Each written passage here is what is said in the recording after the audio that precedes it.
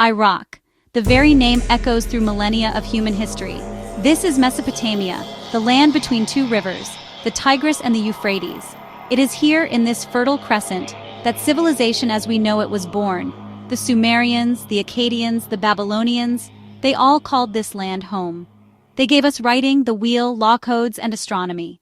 Walking through the dust of southern Iraq today, you can almost feel the ghosts of this glorious past whispering on the wind, a poignant reminder of what once was.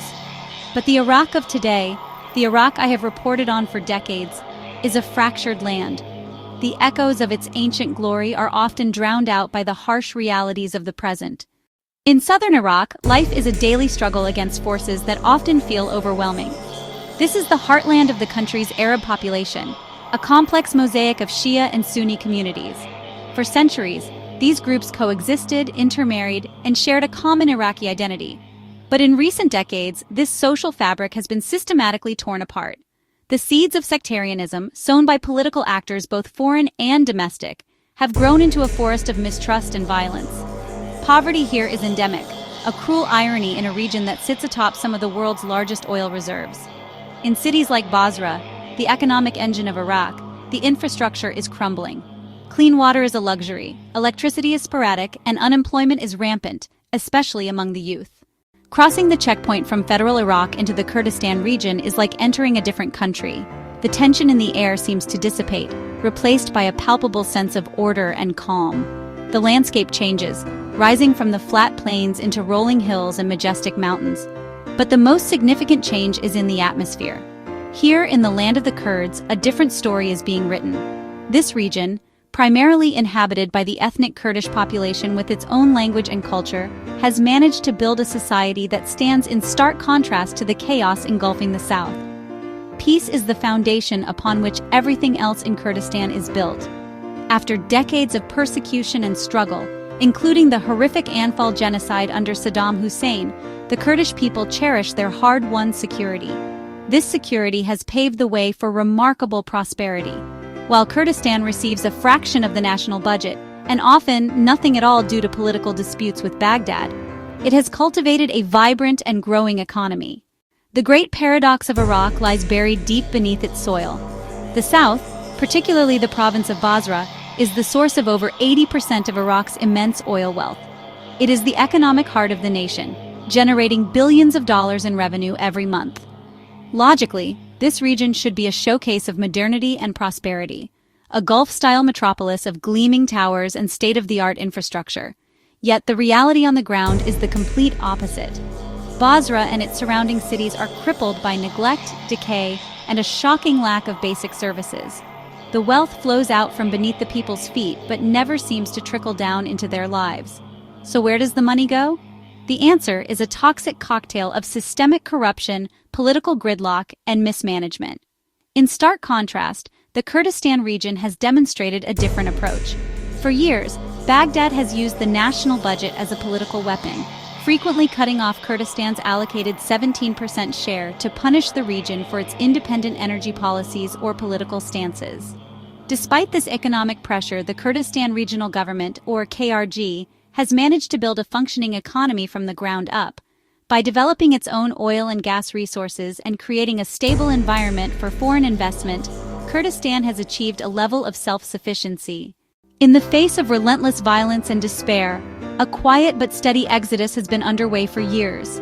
Iraqi Arabs from the south and central parts of the country, Sunni and Shia alike, are packing their belongings and making the journey north to the relative safety of Kurdistan.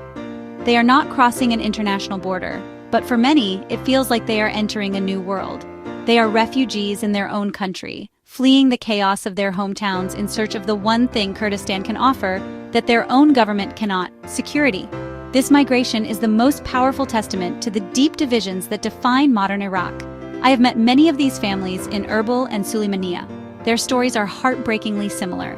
They speak of losing loved ones to sectarian killings, of their businesses being destroyed by militias, or of simply being unable to bear the psychological toll of living in constant fear. What they find in Kurdistan often exceeds their expectations. Beyond the physical safety, they discover a culture of hospitality that is deeply ingrained in Kurdish society. The Kurdish people, having been refugees themselves for much of their history, understand the plight of the displaced. They have opened their cities and their homes, sharing their resources with those in need. One of the clearest indicators of a society's health is the freedom afforded to its press. In this regard, the chasm between southern Iraq and Kurdistan is particularly wide. In Baghdad and the southern provinces, journalism is honestly one of the most dangerous professions in the world. Reporters, photographers, and media workers who dare to investigate corruption, expose militia abuses, or criticize powerful political figures operate with a target on their backs. The list of journalists who have been threatened, kidnapped, or assassinated is, sadly, tragically long. This climate of fear has led to widespread self-censorship, creating a media landscape where critical stories go untold and the powerful are rarely held to account. While the media environment in Kurdistan is not without its own challenges and political pressures, it represents a significant improvement. The region boasts a diverse and lively media scene, with dozens of newspapers, television channels, and websites representing a range of political viewpoints. To truly understand why Kurdistan thrives, one must look beyond politics and economics to the spirit of its people. The Kurdish identity has been forged in the crucible of a long and painful history. For generations, they have faced persecution, displacement, and attempts to erase their culture and language. This shared experience of struggle has not made them bitter or vengeful. Instead, it has cultivated a profound sense of resilience, a deep appreciation for peace, and an unshakable determination to build a better future for themselves on their own land. Hospitality is not just a custom in Kurdistan, it is a core value. The phrase "bi ser chao," meaning "on my eyes," is a common response when a guest makes a request, signifying a deep and genuine willingness to serve. This resilience was put to the ultimate test with the rise of ISIS. The extremist group came to the very gates of Kurdistan, threatening to destroy everything the Kurds had built, but they did not break. The Peshmerga forces, with international support, fought bravely on the front lines, protecting not only their own region, but the entire world from the terrorist threat. At the same time, their society opened its arms to hundreds of thousands of people fleeing the ISIS onslaught. The story of Iraq in the 21st century is a tragedy of immense proportions, a story of squandered potential and devastating conflict. Yet, nestled in the northern mountains, the Kurdistan region offers a powerful and inspiring counter-narrative. It is a story of what is possible when security is established, when governance is focused on development, and when a society chooses tolerance over division. Kurdistan is not a perfect utopia.